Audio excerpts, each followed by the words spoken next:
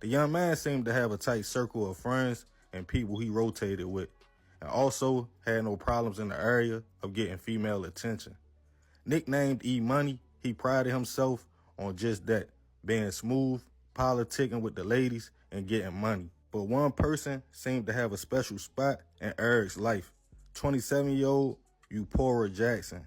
Eric and Eupora had been in an on-again, off-again relationship, and she seemed to be the one woman Eric would put a title on and call his girlfriend.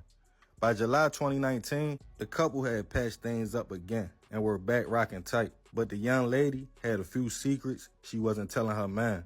For one, she was engaged to somebody else, and the second, she had found herself in some trouble in the streets.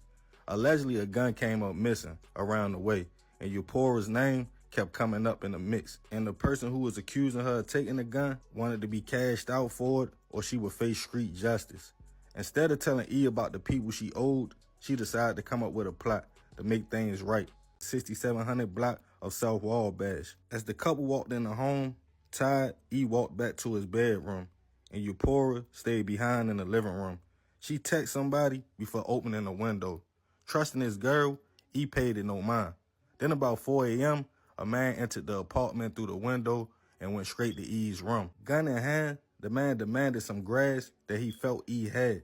And before he could even respond, multiple shots went off, hitting E, before the shooter put a pillow over his head while E screamed out for his girl and shot again. But Eupora was already gone with the grass, and the shooter now was gone too.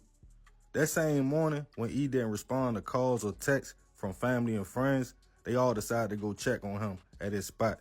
When they got there, they found E shot multiple times and called CPD. When police responded to the house, they quickly realized, unfortunately, E had already passed away from his injuries, including a gunshot wound to the middle of his head. After talking to his peoples, police discovered E was alive and well at a party just a few hours earlier, and he didn't attend the party alone. He had his girlfriend with him. Detectives searched Eupora's name on social media and felt something was off immediately. When just hours after the shooting, she posted on Facebook asking did anybody want to buy a gun. It was a 9mm, the same caliber used on the hit on E. Police quickly located the young lady and took her in for questioning. After a brief interrogation, she told detectives she owed somebody for a gun she stole. Scared they would hurt her and not having no money to pay them back because she wasn't working, she came up with a plan. After realizing E had a lot of grass in his apartment, she felt this would be the best way to pay her debt back. She admitted the night of the party, she was texting the man she owed, telling him step by step what was going on, and after returning home, saying E was a little tipsy, she opened the window and texted dude like come now. The person came through the window and ambushed E. While right there, she stated she got the product and ran out as he yelled her name for help. She stated the gun was gone, and she never gave up the name of her accomplice. She was taken into custody, charged with first-degree hit and other charges. At Eupora's first court date, she broke down. And that's crazy, man.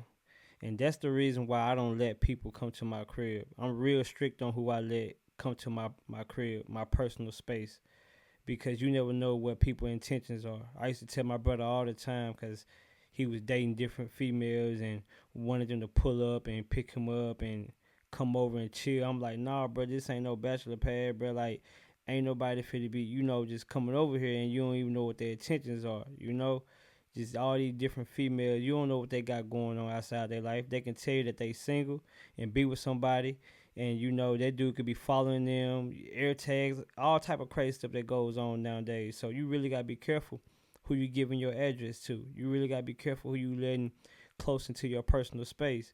I've always been big on that. If I'm talking to you, I gotta talk to you for a long time. I ain't gonna not no. I gotta talk to you for a long time for me to get comfortable, for you to come over here and chill or do anything. Like, I'm not fit to just invite anybody to my personal space.